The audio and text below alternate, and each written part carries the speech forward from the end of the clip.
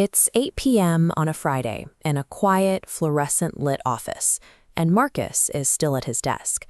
Around the floor, he is known as the ultimate nice guy, the one who never says no to late hours, never raises his voice, and builds his entire identity on his dedication to the team. But inside, for their own ideas as aggressive, ambitious, and narcissistic.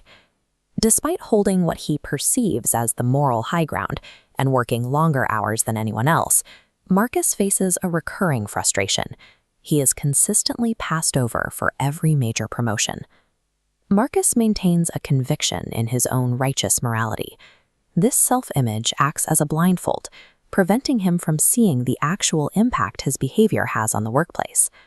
Looking closer, the nice guy persona reveals fractures.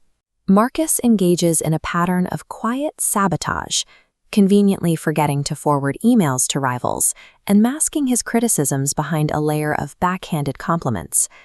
He will watch a colleague's project disappear piece by piece as long as he can maintain the appearance of clean hands. When an individual denies their own dark impulses, they lose the ability to monitor them. Without conscious oversight, those repressed traits begin to operate autonomously, driving the person's actions without their consent. Because Marcus views himself as purely good, his ego rationalizes these acts. To him, destroying a rival's work isn't an act of malice. He sees it as a justified response to that person's perceived arrogance. This suggests that a lack of self-awareness regarding one's own capacity for harm makes a person's behavior unpredictable. They become a passenger to impulses they refuse to admit exist. To understand the mechanics behind Marcus's behavior, we have to look at the work of psychoanalyst Carl Jung. This is Jung's model of the human psyche. At the top is the ego, our conscious self-image.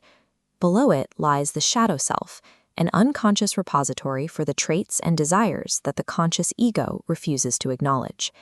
During our development, we are taught to see certain traits as unacceptable. Characteristics like anger, selfishness, and a desire for power are pushed out of the conscious ego and into the dark. The ego exiles these traits because it cannot handle the shame of possessing them. It protects our self-image by hiding our flaws from our own view. But burying these traits does not remove them. It simply creates an autonomous force within the mind that is no longer subject to conscious control. The human brain cannot keep the shadow contained indefinitely. Eventually, the pressure of these repressed traits causes them to leak out. This occurs through psychological projection. An internal, hidden trait casts a distorted beam outward, coloring how the individual perceives the people around them. In Marcus's case, his view of his colleagues is a mirror reflection of his own internal state. His intense hatred for narcissists is a projection of the ambition and selfishness he has spent years denying.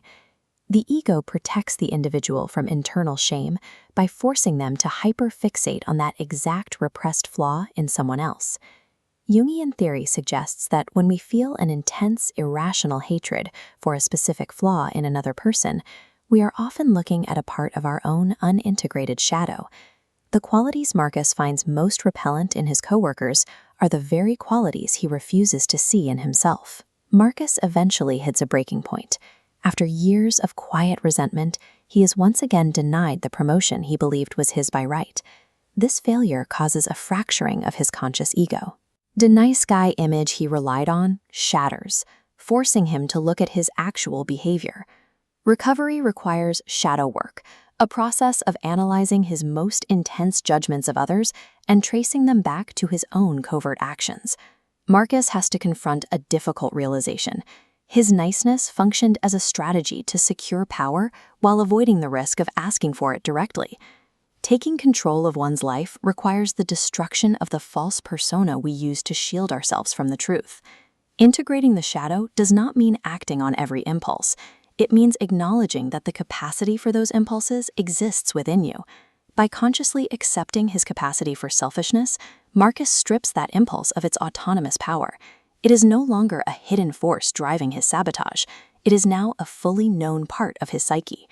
As Marcus continues this work, he begins to present himself with a clarity he previously lacked. He no longer needs the nice guy mask to navigate his environment. He moves into the light, owning his ambition instead of hiding it.